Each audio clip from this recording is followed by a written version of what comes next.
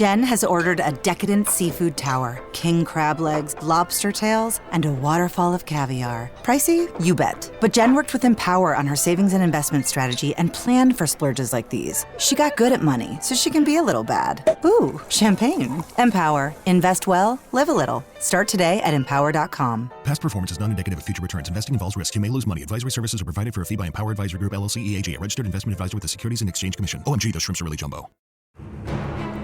The Heed the Call podcast is at Minicamp, live from Maui.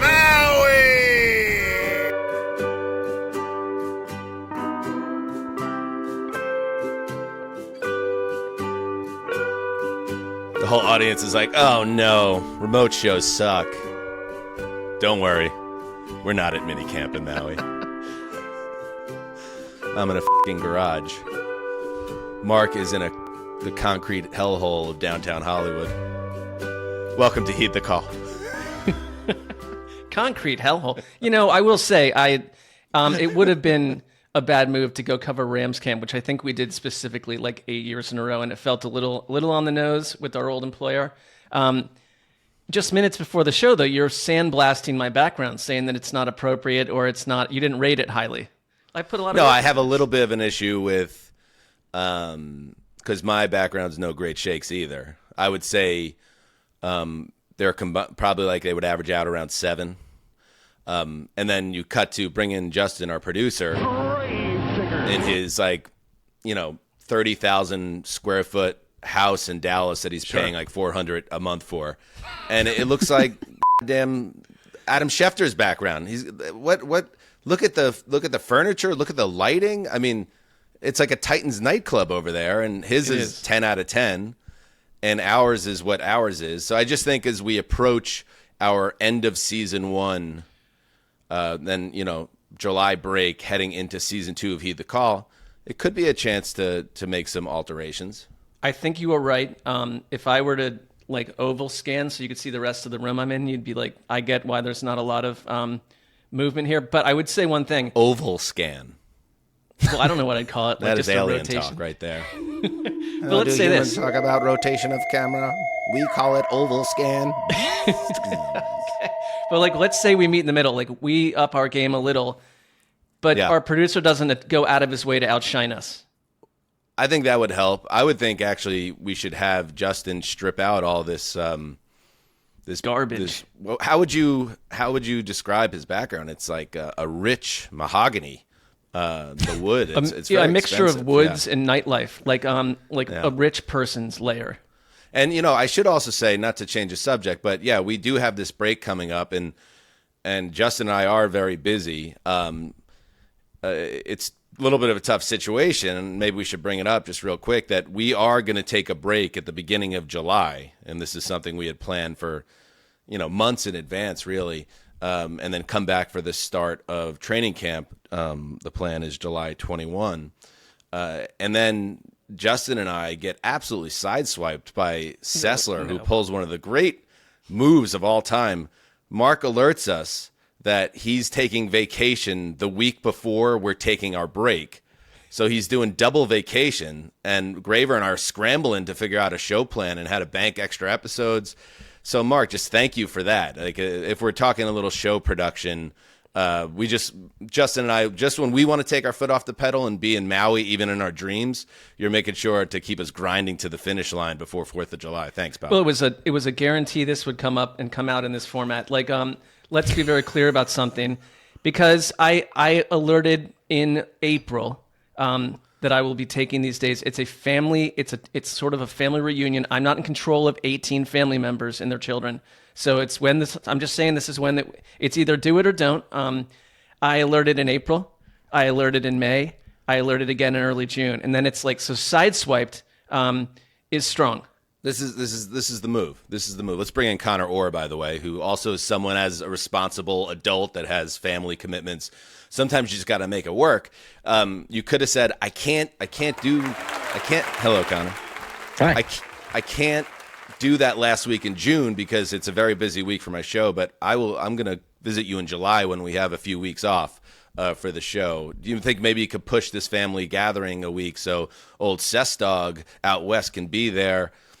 Something like that. Or if you don't want to go to it, like you might not want to go to it, you could say, wish I could go. Can't make it. No, too much familial tonnage for me to dictate like a different week, just to be honest, because it's like at the point where we're talking about like 18 kids doing 4,000 sports and other, nonsensical items. Yes, Justin? I think you and I may be just a little bit jealous here that Mark planned his vacation so perfectly that you and I, like he did it first, so you and I can't also do that.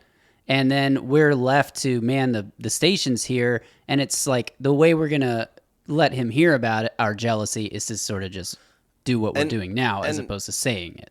Connor, and I don't want to put you in an uncomfortable situation here, but what grinds my gears a little bit is when we were on our planning call last week when Mark dropped this bombshell on us. It was like, you know what? I'm really sorry about this, guys. I don't have any control over it. And this is a man born in 1973. Like, this is a man that should be able to have control of things. And he's just telling us, I wish I could do something about this. I can't. I'm sorry. And I just, that hurts me a little bit because it's like, what am I supposed to say to that? What do we say to that? I'm going to kind of take a third side of this. And that is, no one else in Mark's family has a successful podcast that I know of. And when it comes to being the most famous member of your family, like, the world should revolve around you a little bit. Like if John Mayer is on tour and you want to have a Mayer family reunion, you check the fucking tour dates first before you plan it. And so I think really like the enemy here is the Sessler family at large. I think is really where that takes some onus off of me, which I appreciate. And I know everyone's thinking the same thing. Oh, easy. This is 2025. Mark can do a show or two remote. We were alerted that I can't do that. I couldn't possibly do that. We're going to be deep in the woods or something. Well, that's true. I'm unsure. Like a cover story. Meanwhile, unsure old Zuzzer is going to be in Texas at my in-laws' house next week. I'll be cranking out extra content. What do you got to say to that, Sessler? It's now clear to me that while this began, even on our call, it was a little bit of a needling and some joking around about it. But Dan is a little annoyed and because you got us. Justin nailed it. You got us. You hit us with a vacation before the vacation, and there's nothing else that we can do. Do you think that when I was working with 18 other individuals over this time slot that my goal was to hoodwink the two of you? Like that's sort of where I'm coming from. A little bit of an extra bonus, I would think, at the end. It's like as you looked at your calendar, it was all of a sudden wide open for 30 straight days. It was like, oh. At my first job, they called it tacking on days. And for example, before 4th of July, we weren't allowed to take the Wednesday before the 4th of July off because we already got the Thursday and Friday. Well, the two of you are like, you're in lockstep with the sort of, left and right punches. And then Connor comes in and nails I guess it would be my trainer in the face, who's the parallel. Well, let's make it. He take the whole team out. Completely absolve you of this because if Con Man got hit with this at SI, he'd be singing a different tune. You know what I mean? So I think you should. I get that you're the victims, so-called, in this. I think you should praise me though, because in today's workforce and the way that work, operates today, it was a masterstroke. Although it was not planned, it just worked out that way. It was a direct hit. You sunk our battleship. That being our late June in the NFL quietest part of the season. So we'll move forward. We'll get through this. We've been through worse. Today's show is a good one. Yeah, we're not in Maui. The Rams are in Maui. Good for them. I don't know if Jordan's in Maui. Jordan Rodriguez, who covers the Rams for The Athletic and is going to be on the show next week, filling in for Mark, is she told me she's on vacation. I didn't want to pry, but I'm wondering if there's a connection. I guess we'll find out. But we're going to talk about some of the teams. What do we got? What do we got this week? A bunch of teams, obviously. The majority of teams had their mini camps last week. The Ravens, the Chiefs, the Giants, the Rams, and Seahawks all holding their mandatory minicamp this week. So any news that's coming out of those camps will hit today and later in the week. And we're going to get into some news. What's happened since our last ep? Shall we? We're good, Mark. The problem is I can't stay mad at you because I love you. And that's family. And this is family. So it's kind of like you're leaving our family reunion to go to another one, and maybe that's just jealousy on a different level. Well, I think whenever you go on any sort of family vacation too, you're kind of crossing your fingers when kids are involved that it isn't like a complete apocalypse. So it's not like I'm not going to Hawaii to lie on the beach with like Stefan Diggs's harem. Like I'm going. It's right. It's a work vacation. You're going deep into the Connecticut wilderness where there is no Wi-Fi. That's what we were made aware of. So enjoy it. That is accurate. Thank you, though. And I love you too, and I love you all. And if that weren't the case, I can't be annoyed at your annoyance because I get it. I'll get my revenge in 26. I'm already starting. The wheels are in motion. All right, let's do some news. Sean, what's up with Devon Bailey? Is he dealing with anything that's going to keep him out? Like No. He's going to be full go. Start a training camp. Everything's good. We should be. That's it. That's it. Did you hear me? Okay. That's what "that's it" means. That means it stops.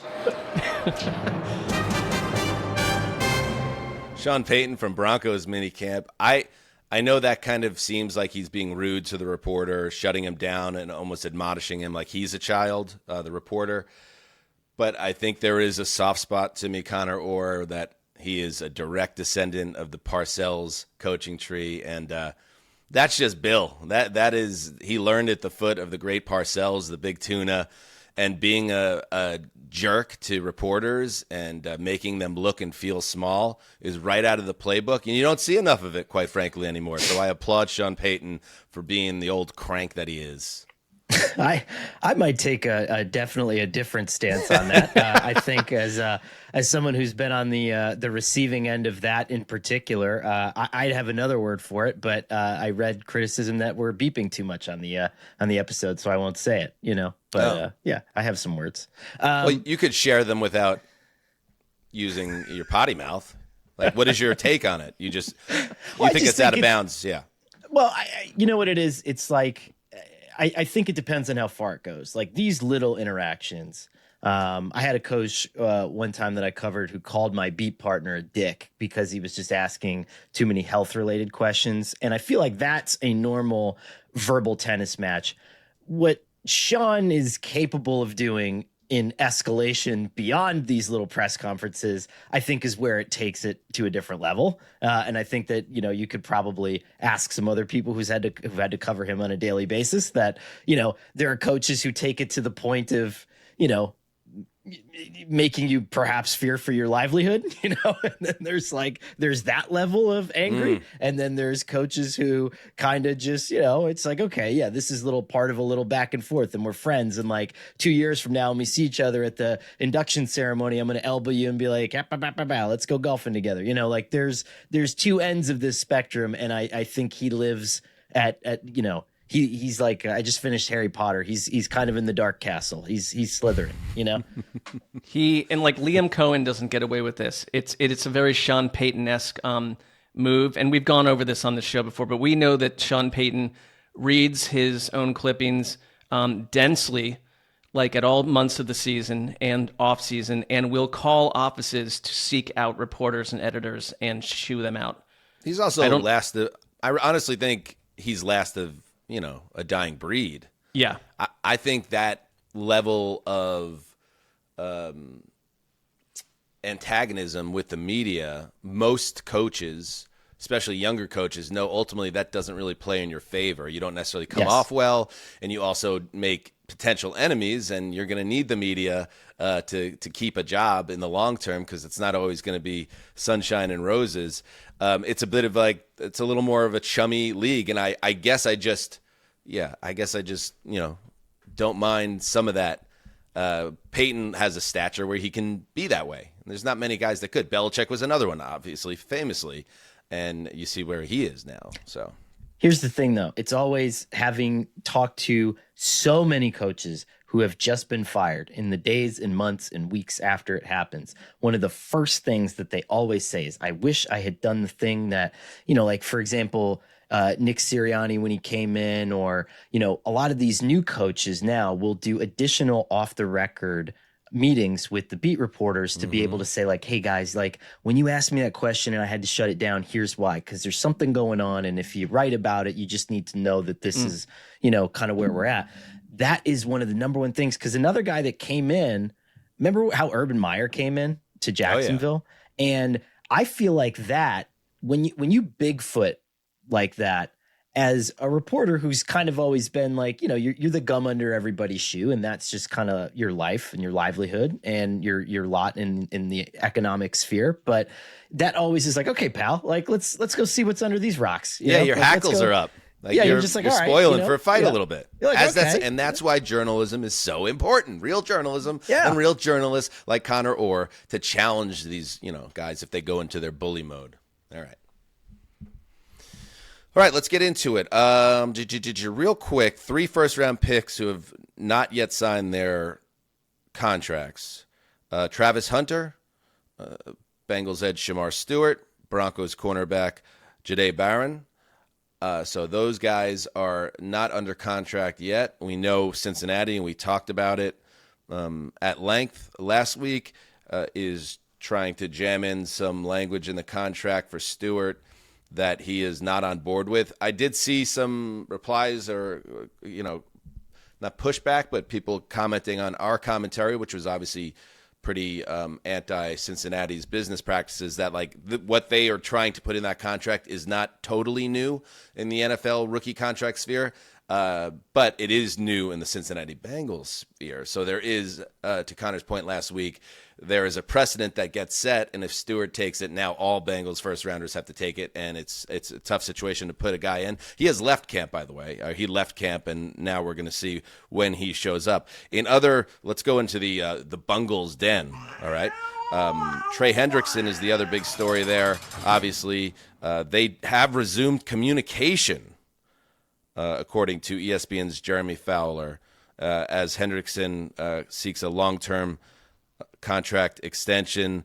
Fowler characterized the conversations as delivering, quote, some optimism regarding the edge rusher's future with the team. Hendrickson had skipped the entire offseason program, so now they have some time to get this figured out, hopefully, after Joe Burrow said it himself that this is a distraction for the team. They have to get this done. There's not another option. And at this point, it's strange because when you bring in someone like Al Golden, who I think will help you get to the quarterback in unorthodox ways, in different ways, in the way that he's going to be able to match coverages and all that kind of stuff. I mean, he did a great job at that when he was at Notre Dame. But there has to be some semblance of an edge rush. There just has to be, because you don't have an interior pass rush. And now, Miles Murphy, who's the only other who you drafted 2 years ago in the first round, who's kind of fallen off and you haven't really gotten anything out of him yet. I mean, hopefully over the course of these next 3 weeks, they come to their senses, because you've paid your wide receivers. You've set the table for this being your comeback off season. But unless Joe Burrow is planning on scoring 41 points a game, there has to be some sort of a counterbalance defensively. Yeah, I mean, outside of quarterback, left tackle, there's nothing more important on a football team in today's NFL. And you got Murphy, you got Joseph Asai. These are the guys who are your edge rushers right now. And I don't personally like we went over the Stewart thing, but I don't like a rookie getting no reps and potentially missing all of camp. We'll see how that goes. That usually leads to a protracted, problematic rookie season that we look back on and say was kind of lost. And I don't like veterans showing up late in training camp or before week 1 either, because that usually leads to something that not the best season of that player. And so Al Golden's in a tough spot here, year 2. And Stewart too. What was the big knock on him, right? He led college football in pressures, but only had 4 sacks. He's had trouble finishing. And so you need him in training camp during the full contact period, so you can at least get him acclimated to, now he's not going to be tackling quarterbacks, obviously, but you can simulate that kind of stuff in a real way. You can maybe help him get to the heart of whatever this is, if it wasn't just some sort of happenstance or weird statistical anomaly, but he needs to be in there by the time you guys start hitting.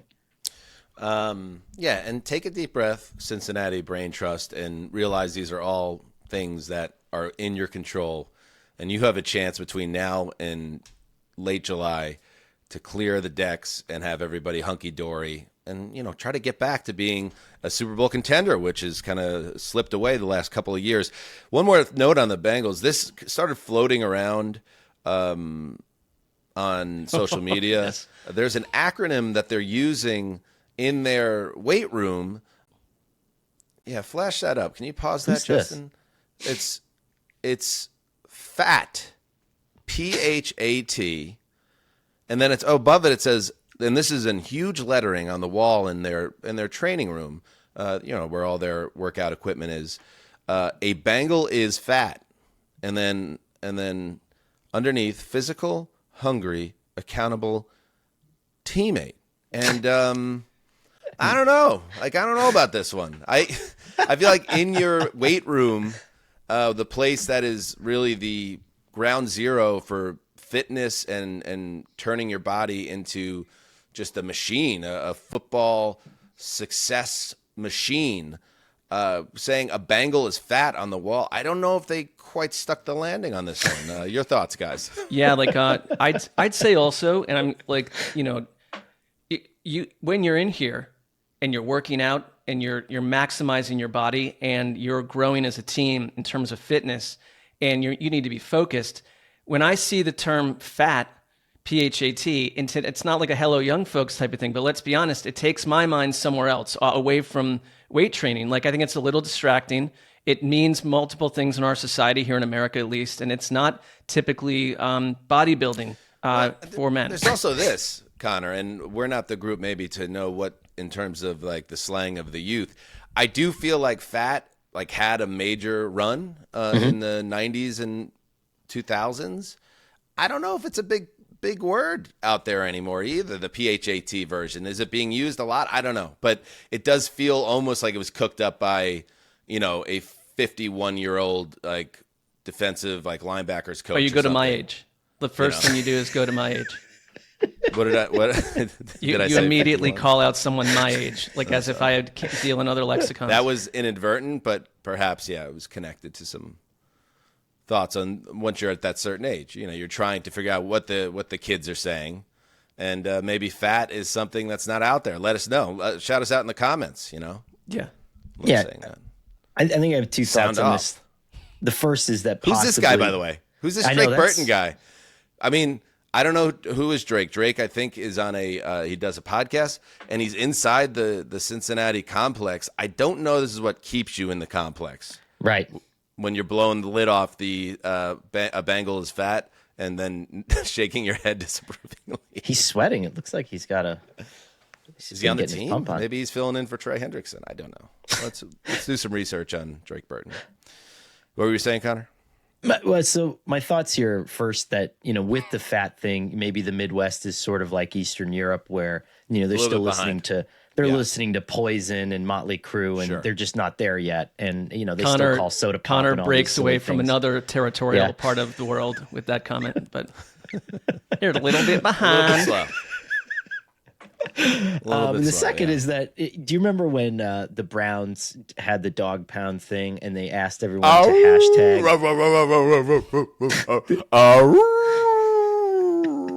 They asked everyone to hashtag their tweets DP, which also means something very different. And a lot of adult content that popped up there. If you're a team, how are you not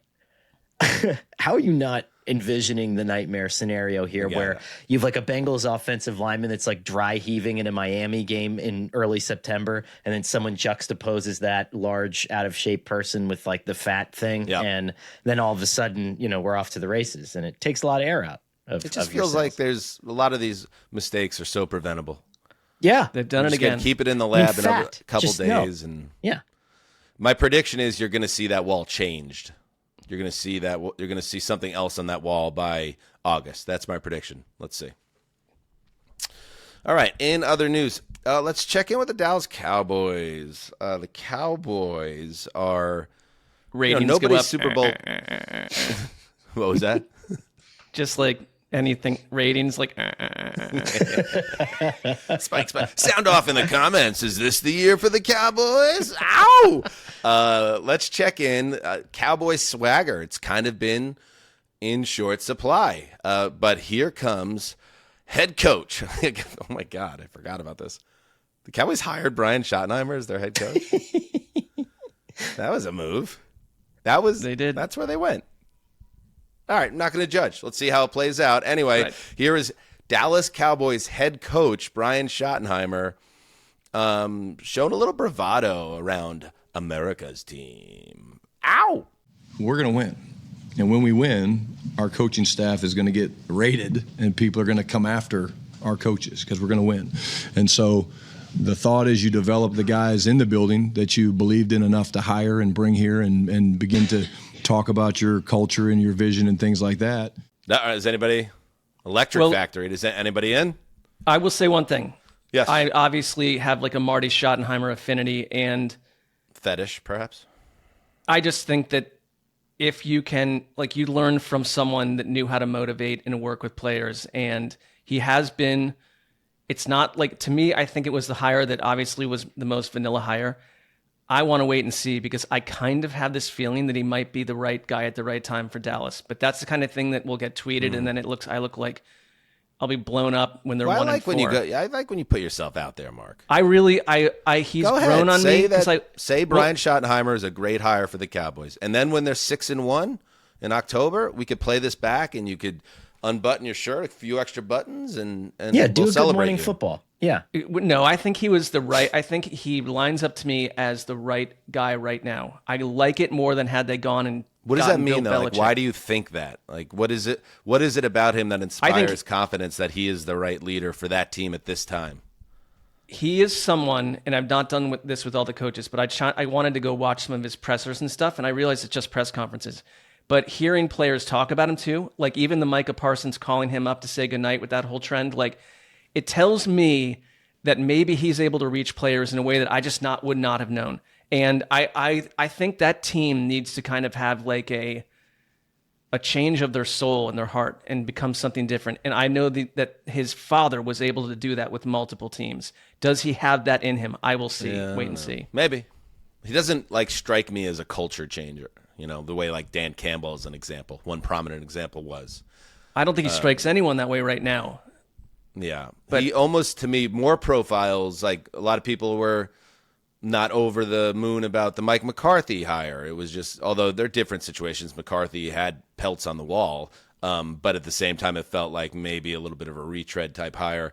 That's kind of how I feel about the Schottenheimer hire, where it could work, and there's a reason he's been in the league as long as he has, but also this is a guy that was hunting for a head coaching job for 15 years, and then it finally Conor kind of falls into his lap, and all of a sudden he's the head coach of the Dallas Cowboys, and that was kind of my point where we got started. It just kind of surprises me to kind of get some distance from the hire in January, and then like, wow, he ended up getting like arguably the marquee head coaching job in professional football, at least from the visual and the juice of it all.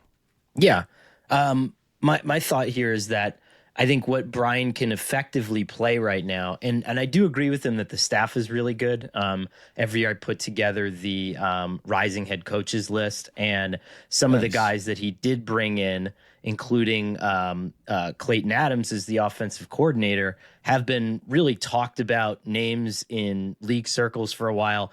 Aaron Whitecotton, who was with the Jets last year, is going to be their defensive line coach, is another guy from the list that ended up moving over to Dallas. And so I think that there are some good coaches there, and I think the coaches down there are happy or excited this time of year, but everybody is. But with Schottenheimer, I think the reaction was so vehement against him that you can, at least in the spring months and the early summer months, sort of make that your play, right?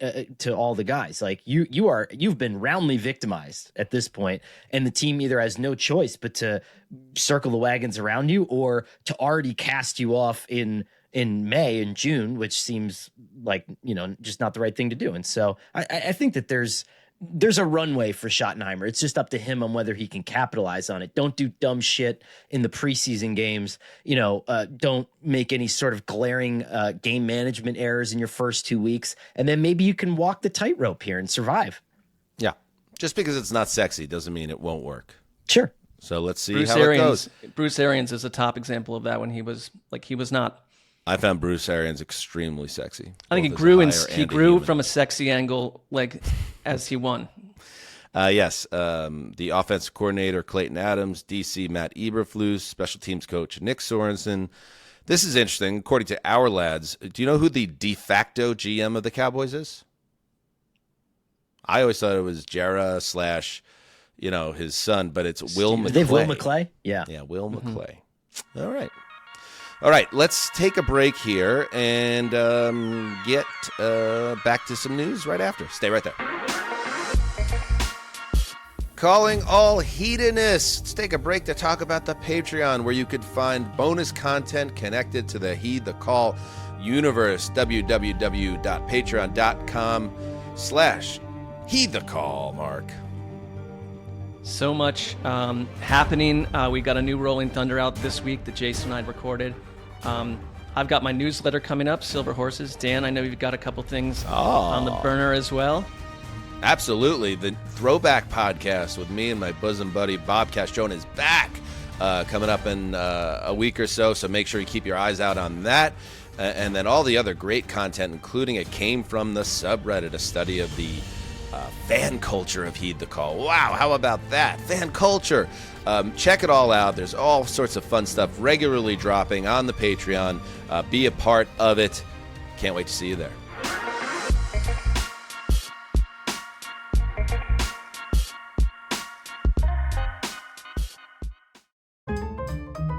Whatever the occasion, effortless elegance is right this way. Because Hilton brings you new ways to stay courtesy of the Nomad London. And it doesn't stop at award-winning dining in a space draped in velvet and illuminated by vintage chandeliers. No, this day goes beyond with unparalleled personalized service and attentive hospitality. Oh, and did we mention the Nomad London can be booked using your Hilton Honors points at Hilton.com? Hilton, for this day. After Zoomies at the dog park, it's time for Drive Up at Target. In goes a big bag of kibble and one squeaky chicken toy for the good boy. Drive Up that's ready when you are, only in the Target app. Just tap Target. All right, we are back. Let's dive right back into the news around our league. The Colts, we had Zach Kiefer on the show last week. It was a flashpoint focus around the Indianapolis Colts and a future that feels like it could go in a lot of different directions following the death of Jim Irsay and Anthony Richardson being, at a crossroads as a player himself. The new Colts owner, it's the daughters of Irsay, but the woman out front is Carly Irsay Gordon, and this is the woman that you've seen on the sidelines from time to time. Or is it all the time? I'm not quite sure. With a headset on. And it does, if you are the fan of a team like this, and it doesn't have anything to do with her being a woman. It's more just like, why is there a son or daughter of the owner on the sideline with a headset on? It just makes you feel uneasy and like, what is this all about? She was at a press conference where it was the transition of power type situation. And she had this to say about why she'll be on the sideline going forward with a headset during games, and then we could figure out what we think about it. That sort of accelerated I need to learn more about this. I need to be able to say, is this person full of BS? Do they even know what they're talking about? And the headsets are really, I wish more, I would suggest it for anyone else that has to pay coaches and GMs millions and millions of dollars. It helps you make a less expensive mistake potentially. I don't know if I like it, Connor. I don't like it because it's, first of all, it's a little bit like, hey, look at me. I mean, couldn't you do the same thing from upstairs somewhere? Yes. And the second part of it is it really doesn't instill a lot of confidence. It's like when, and this happened to us at NFL now that I'm thinking about it, one time where we got in trouble and then the boss of the newsroom sent one of his guys in his chain of command to just stand behind the glass and watch our shows and look over your shoulder. It doesn't empower anyone involved, and it kind of sends the wrong message in general. So I don't love it. I understand where she's coming from, but I feel like it's probably not the best path, and it looks like she's going to continue doing it. Here's the thing. I've heard some of my favorite stories are about what happens on a headset during an NFL game, and it is one of the most singularly charged atmospheres in all of sports, right? You have all these people who are shutting themselves away from their family and their children and their lively, and everything else to come up with a way to beat like the Raiders on a Thursday. And this play that you work on for all this time comes in and some guy fumbles the ball. And of course you're going to yell like, damn it, and, smash your coffee because it's such a heartbreaking game. And do you really want to have to muzzle yourself on the one secure line of communication where everybody's going to understand your pain? Everyone's going to feel that. Do you want to worry about how somebody interprets that? And then what's your goal here, is to have your coach acting like a fake political cowboy kind of guy, just like, we got it, fellas, everyone keep a heads up in a sunny day. And like, that's not going to help anybody acting that way. Like, you just have to act normal on a headset. So she's saying I advise it for all of their owners. I think it's a good practice, but just like you said, do it upstairs in your own suite on a little iPod, or whatever, Airbud, write down the notes, and then you can go to the coach later in the week or even another coach and be like, hey, my guy did this. Is that weird? Is it weird that they're acting that way? Like, actually suss it out like somebody who owns an organization and not someone who's just trying to kind of slam their you-know-what into the scenario, I don't mind her curiosity. Right. But to the point that you both made, like, you don't need to be down on the field marching up and down the sideline. The thing is, like, I'll never forget as a freshman in high school, I had the social studies teacher named Mr. Medvey, and he was very tough on us. And yet, they did the thing where like the principal comes in to watch the class for like 8 minutes, and the teacher's like in a bit of boiling water. All of a sudden the teacher Yeah, Robin Williams in Dead Poets it's Society. like, oh, Mark, like, that was a wonderful comment about deep Asian, like ancient Afghanistan. I was like, what? Like, you've never said anything nice to me the whole time.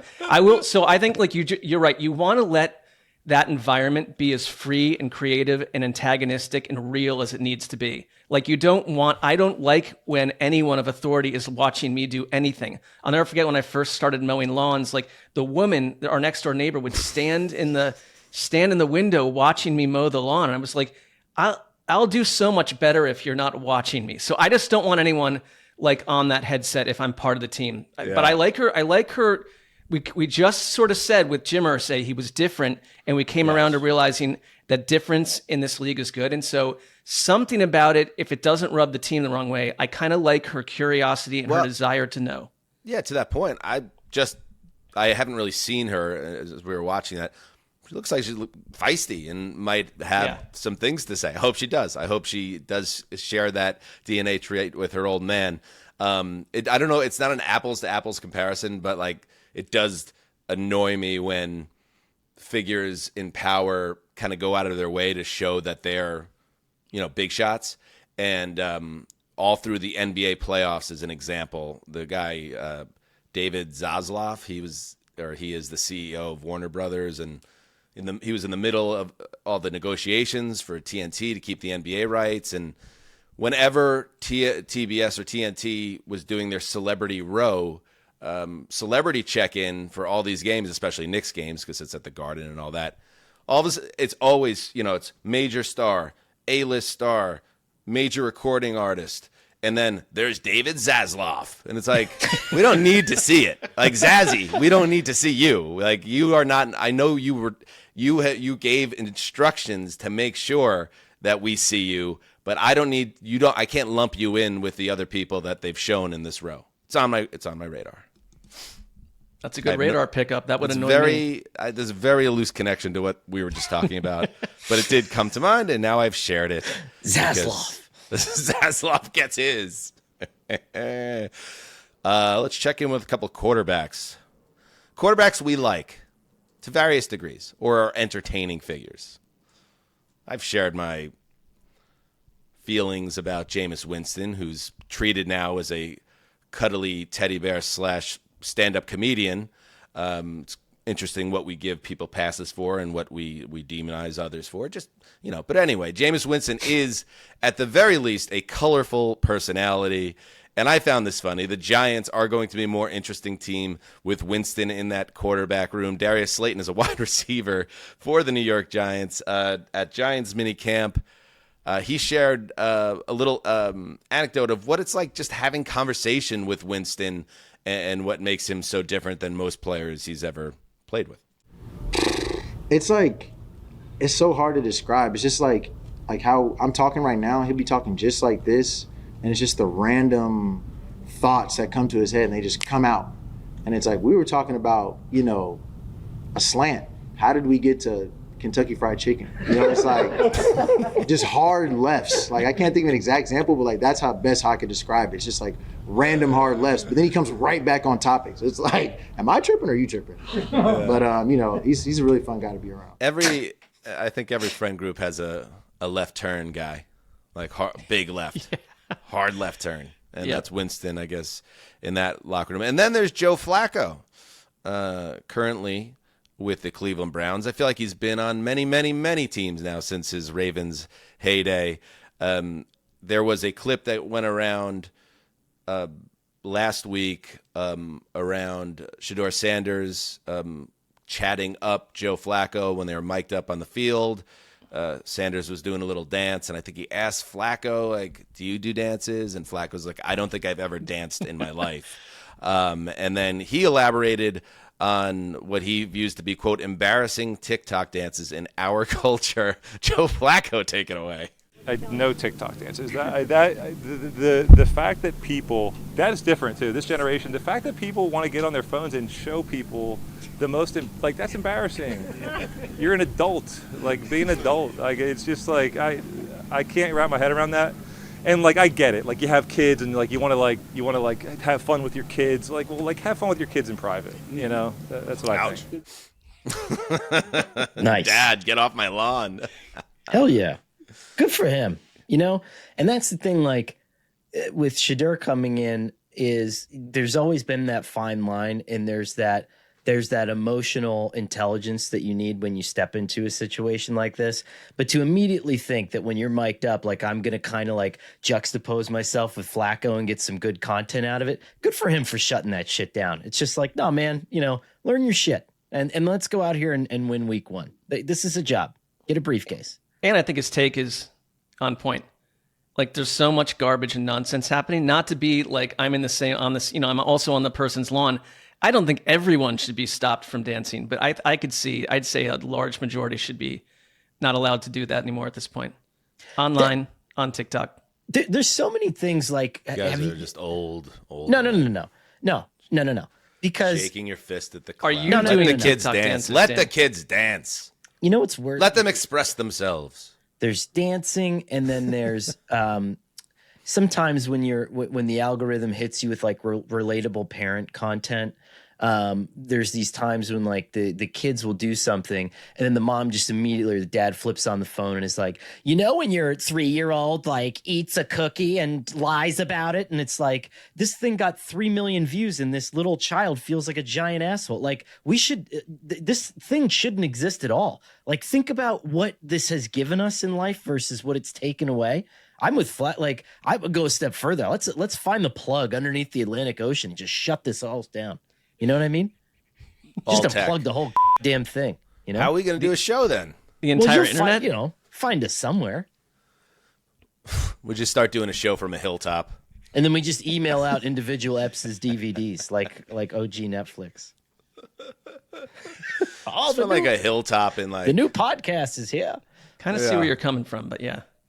Yeah, we just go somewhere. We go find like a grassy knoll somewhere in the foothills of Ireland and just do a show. And then like whoever shows up. Yeah. All right. Well, we have a plan B when they unplug the whole... A solid plan B. ...system. Mm-hmm. All right. Now, this is interesting. You remember Antonio Brown? Yeah. Antonio Brown was 5 years ago, I would say, like on a very straight path to the Hall of Fame. I mean, it would blow a lot of people's minds to, like, for instance, my son, my youngest, Harrison, has really gotten into sports in the last year, and it's adorable. He'll, like, lay in bed and just study the backs of baseball cards like it's 1958, and then just hit me with, like, crazy, like, data points. Like, Daddy, did you know that Jorge Soler hit 48 home runs for the Marlins in 2021? I'm like, wow, that's a nugget. That's a nug, bro, in a big spot. But to that point, like, if I let Harry take a look at Antonio Brown's stats from his heyday, can you fly those up, Justin?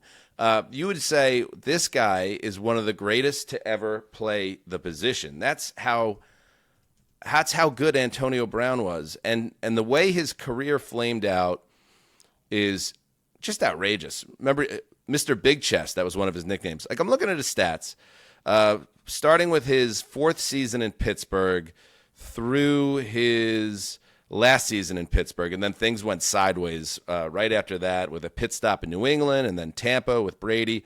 But here's the numbers: 110, 1,508, 129, 1,713, 136, 1,834 and 10, 106, 1,284 and 12, 101, 1,533 and 9, 104, 1,315. All-Pro first team 4 straight years during that stretch, and All-Pro second team the other year. This guy's wanted for attempted murder right now. Or was he, let me just get this right. He is facing a warrant for his arrest on a charge of attempted murder with a firearm. This involves an event at a celebrity boxing event last month in Miami. He claimed at the time he was jumped by multiple individuals who tried to steal his jewelry and cause physical harm. And according to the police report, after said event happened, allegedly, he is accused of taking a gun from a security officer at the event and then chasing a man with it and shooting at him twice and possibly grazing the man's neck with one of the bullets. So that is a pretty hardcore situation, and just, again, pointing out that 5 years ago, this guy was the greatest wide receiver in the world, and he's obviously a mentally troubled individual based on everything we've been hearing in his social media in recent years. And now, I don't know if he's on the lam or what, but pretty crazy story. It is a study in unchecked mental health problems gone totally wayward. It's I guess it's like whenever it seems like, Antonio Brown news pops up. This is of a more serious nature than some of it. But his presence online, like sort of who he's been as a person too. I think one thing that stood out to me was like when you had someone like Tom Brady going out of his way to stand up for you and speak on your behalf, and then you betrayed him as well.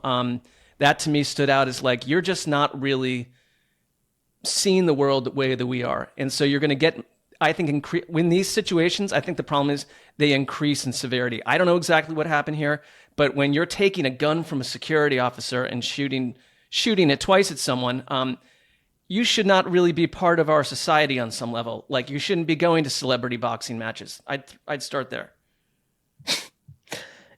To trace famously, I remember interviewing the guy who caught Antonio Brown's gloves when he flung them into the crowd at MetLife Stadium, and thinking, was that his last game? Was that his final game when he walked on? He took his shoes off and just walked off, waving. 2021, I believe it was. I think that's how his career ended at the Meadowlands. Yeah, yeah. And just to think of the line that we've drawn to this point, he tweeted a Malcolm X quote about basically saying that the media was responsible for this attempted murder charge. Naturally. And it's just like, it's a window into, I guess, how you view personal responsibility at this point. But it's just like, what can be done? I don't know. Do you arrest him? Do you no degree of interference has seemed to help at this point. And it's sad. It's a bummer to see something happen like that. All right. So we'll follow that story. I mean, he's not connected to the league anymore, but again, he was, especially in our NFL media era, he was a towering figure. All right. In other news, another wide receiver. His name is Rashee Rice, who, talented guy. He's had his own legal issues, actually. I'm not sure what's going on with his legal issues. We'll figure that out. That will come out in time. But he is coming back from a very bad leg injury last season that ended what looked like it was about to be a breakout Pro Bowl type season with the Chiefs. He's working his way back. Sounds like he's ready to roll. And he becomes the latest. This has become a Trope Alert as we get into the Trope Alert section of our program today. A chief or someone connected to the Chiefs saying, I know you've been waiting for it for a few years now, but this is the year the Chiefs offense goes back on the, offensive. We got a lot of guys with deep in depth, wide receiver group. We're going to be explosive this year. We're just excited to put on the show to be Mark and Conor are like, turn down that rocket and no dancing. That rap music. Oh, they call it music? I don't care what music it is. I don't care what the genre is, but to play it at a deafening level while you're trying to speak to each other. I mean, if it was... Rap more like crap. He has us as the adults in Footloose. That's not where I was coming from. I said many should be allowed to dance. Some should not. Some should not. For the betterment of all. I took something and then stretched it beyond its bounds of... Yeah. That might have been... I don't do those things. I don't know why you would ever accuse me of such a thing. Use my words carefully. To no avail. Don't forget that I'm an asshole. Yeah, that's true. Rice, we're going to put on a show this season. I hope so. But I've now reached the stage where I'm not going to buy in on this anymore. Because remember, that was really... You want to talk about... There's a lot of people that especially as somebody who plays fantasy, and when you get into August and you're preparing for your fantasy draft and you're listening to people that are really plugged in and are studying X's and O's and also the player acquisitions and how they could be used in the offense and all that. And what always happens inevitably is these people get sucked into the hype around Andy Reid, Patrick Mahomes, and playmaker X, Y, and Z. But that's not how they choose to play football to win. And I don't think we're going to see, and I hope I'm wrong, because they were a lot more fun to watch, the Chiefs. I think some of the Chiefs' pushback, honestly, Mark, is that they stopped being this explosive, fun, shoot-'em-up team and became this, almost, I don't want to say they were Patriots-like, because they're different dynasties, but this, we know how to win. We know how to keep a game close. We always figure out how to make one more play and win a lot of close games. And that is the formula they've used for several years, and they keep going back to the Super Bowl. So I don't imagine all of a sudden we're going to see this Patrick Mahomes throwing for 5,000 yards and 50 touchdowns again. I just don't expect it anymore. No, and I think Andy Reid, who seems always to be learning and doubling down on stuff even within the days or weeks between a game, has created a team that can play with almost anyone. Unless, the wheels come off like against the Eagles. They've got 14 receivers on the roster right now. And I think the point was, since Tyreek Hill, this is the best collection they have. Because I think the problem was you're also watching Tyreek Hill blow up the league in Miami. Look at this depth chart. While the Chiefs look the way they look. But you've got Xavier Worthy. You still have Juju. You've got Rice. There's other guys like Will Sky Moore, Will Justin Ross. Will these guys break out? They drafted a guy in the 4th round, Jalen Royals, who's interesting as well. So you've got a bunch of dudes. I think you're making up for it, but it kind of reminds me of the Packers a little bit. It's it's unclear who the lead dog here is or how the Packers were a year ago, right? It's and what Rice is from a fantasy coming angle. off a major knee injury. That's a big question. And Kelsey came off a season where he looked super old. I have my doubts, Conor, that when you look at this depth chart, that they have the playmakers to even do what Rice is saying. Well, we're comparing them against something that will never be again, right? Because it was an in-prime Kelsey and Tyreek Hill, and the way that they were able to play off one another, one basically sucking all the defenders into the intermediate part of the field, and then the other just absolutely knifing through the back end without a lot of coverage and a lot of people to help. I mean, that was a dynamic and a duo that you really can't replicate. And now what's interesting to me is that Kelsey's coming into camp now. I think reports are saying 20 to 25 pounds down. from last season, which is usually kind of, I mean, I'm at that age now, right, where you're trying to blame a lot of your problems on a little excess spare tire around the waist and think that maybe that'll help solve your problems, but takes him out of the fold as a blocker. And so I do think that there is some, there could be some repercussions for that. The moment that Tyreek Hill left, they started looking for whether it was Clyde Edwards-Helaire or eventually Isaiah Pacheco and signing Joe Thuney and all that. It was always, we're going to go to the ground game. We have to get away from this because I think they knew it. It's not replicable. And so it's just like asking the 2017 Patriots to be the what was the Randy Moss Patriots, the 2007 Patriots? 2007. Right? Yeah. And so you're just asking a team to be something that they're never going to be again. And I think that we need to kind of get that version of the Chiefs out of our rearview mirror. Yeah. I think if, Kelsey, if you ask me what would be an over-under for yards and touchdowns, where I would have to think about it, if you gave me, I don't know, 700 and 4.5, I'd have to think hard for both at this point. And I imagine watching, because that was a humbling game tape to watch for everyone connected to the Chiefs, but maybe none more so than for Travis Kelce, who all those replays that you're watching of him failing to get over to pick up a block and chugging along on a drag route, or just been unable to get any type of distance away from the defenders. He looked so old and slow, and it is the age, it's the amount of games that he's played. And I always did think, not to put this on the international pop star that he's been dating for a couple of years now, but his lifestyle changed so much last year and the last 2 years that offseason last year probably was just a whirlwind roller coaster of being a celebrity, and maybe this is the wake-up call. So maybe that's the case for him giving you more than he gave you last year, but also he's just older now. So he's still a major part of it. What does he give you? Because that makes so much of that offense go. All right. A few transactions to hit.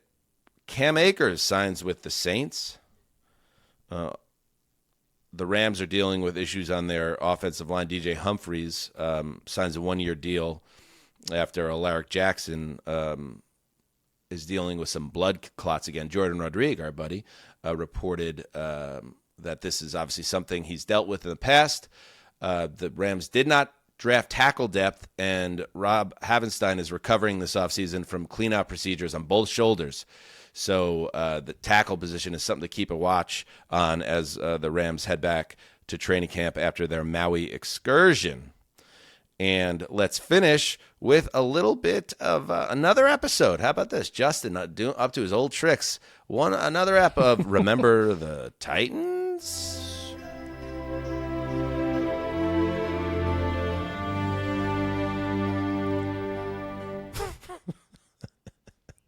Very nice, Justin. I just found this to be funny. The headline alone, this is from Variety, which, Mark, you're living in Hollywood. Yeah, see? Variety is a long-standing trade publication there, covering the show business. I alone would know that. You're just a little closer to the industry in some ways, living in Tinseltown yourself, as you do. Right in the shadow of man's theater. Anyway. You're not wrong. The Cam Ward story, a 6-part docuseries about this year's NFL draft #1 pick. How about that? This is great. Justin, great job. The #1 overall pick, he has his own docuseries, and now everyone can get to know him better. What's it going to be on? Is it going to be on HBO? Is it going to be on Amazon? Is it going to be on Hulu? Is it going to be on a major broadcast television? Maybe they just drop it right after Matlock is a lady now. Who knows? No, it's going to be on Tubi. Tubi? Oh, the free one.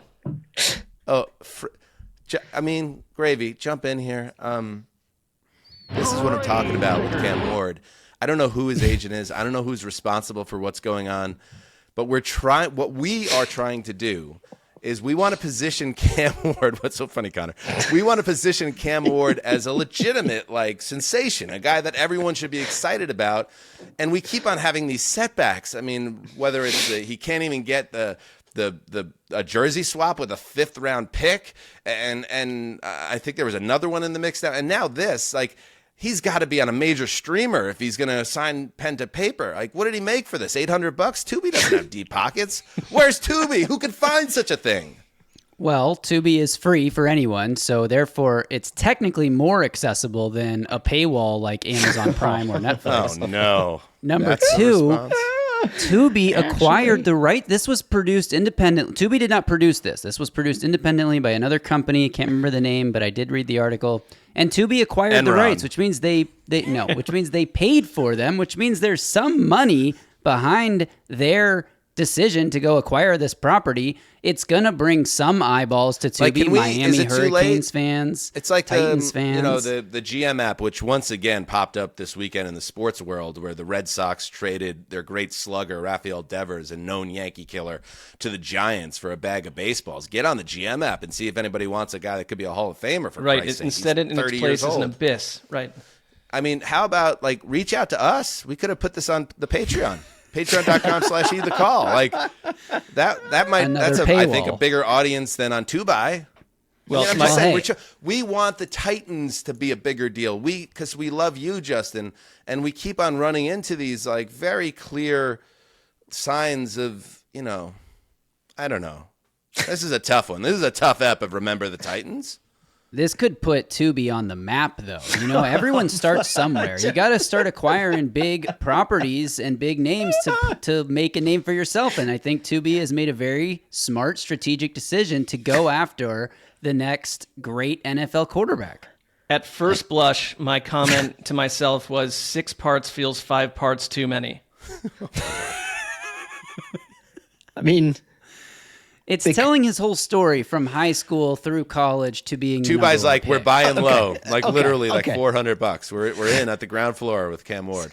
Okay, enough. Yes, they did, and I know Dan said you would never watch it, understandable, but they did a Netflix documentary on the Red Sox comeback over the Yankees in 2004 in 4 parts, and it was one of the greatest moments in Major League Baseball history. There's 2 more chapters to the Cam Ward story on Tubi. Like, as Nashville radio host Buck Rising pointed out, the Tiger Woods doc is only 2 episodes, and this is 6. A major, and this goes beyond, of course, the Ward enterprise. They go to the extreme on the other end, but this is not in the streamer world, which I guess Tubi is existing. Everyone always goes way too long with these. Yeah, as you're saying, Connor. It's like, why tell a story in 2 parts when we could tell it in 4 or 6? Like, it's a better show if you give us less. There were 3 Godfathers. Right, and a lot of people said that's one too many. Right. I will also say they are not debuting this until September, and if it's 6 parts, I don't know what the rollout schedule is going to be, but I assume it's like one a week. If the Titans are 0-6, nobody's watching part 6 anyway. If the Titans are 6-0, they might be. Why not give us this now? We got 5 weeks till training camp where nothing's happening. I'm going to go out on a limb here and say Tubi doesn't have their arms around this one. Tubi. I love that it exists, though, as a Titans fan, and I'm sure Miami Hurricanes fans will also love that it exists. Does it exist, though? We'll see. I've never used Tubi before, but I definitely will be using it in September. I have. It is ad-ridden. Like, they chop these like a movie up 14 times. If unless maybe they've changed their model at this point, but like, you got a lot of free time while you watch one of these shows. I mean, you put it on the Patreon for Heed the Call. We're dropping maybe 1 ad break in there per ep. Tops. It just feels like a missed opportunity by the Ward enterprise. All right. There you go. We will be back. We will be back on Thursday. We're gonna let the mini camps marinate and get every last morsel of actual football news. Because as we said, once these last mini camps shut down, the tap goes dry in the NFL on news, unless it's the blotter or whatever from this week to the beginning of or till the end of July. So we'll be all over whatever happens this week in the NFL. And so make sure you're there for that, and all sorts of fun stuff going on the Patreon. So make sure you check that out. Connor, did you have anything you wanted to add before we say goodbye? I don't think so. I do want to add this one thing. There was some discussion in the subreddit about a shirt, and I said I would send a shirt, and the person didn't believe that he thought I was like a scam artist. Oh my God. It was really me. I sent you the shirt. So it's wow. It actually So this is just like two people interacting on the podcast right now. And Conor like sending out the message in the bottle and hoping it gets to whoever this person is. Thank you, Conor. I don't want to. It's kind of you. I don't want to be a creep. There you go. I hope you get that message, whoever you are. And we'll see you on Thursday. Till then, do what you must. Heed the call.